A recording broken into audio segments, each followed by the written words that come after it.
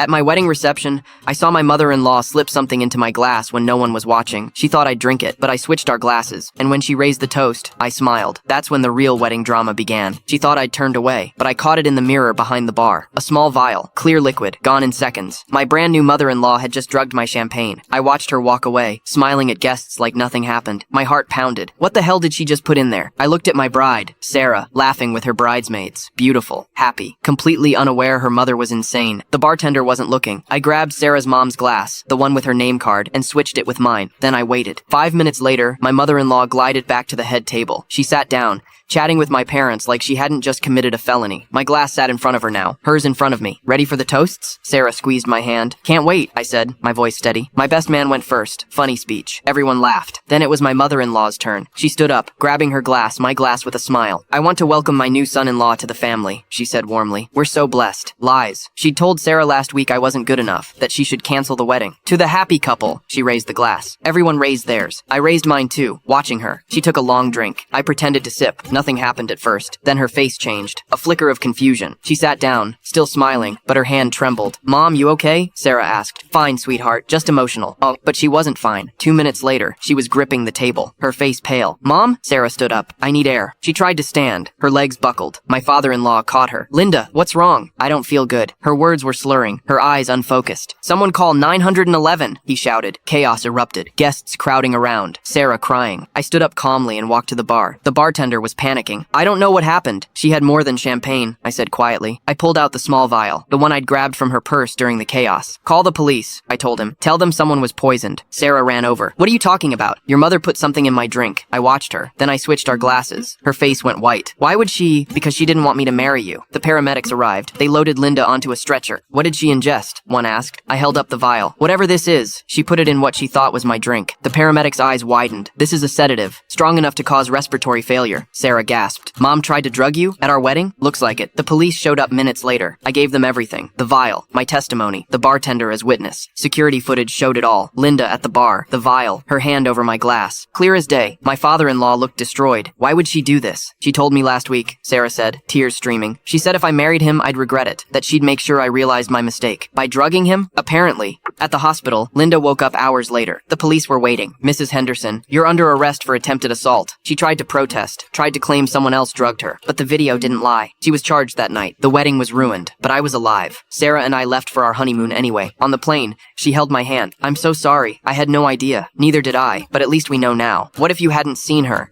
But I did. 3 months later, Linda took a plea deal. 2 years in prison. Sarah didn't visit once. Full story on the channel linked below.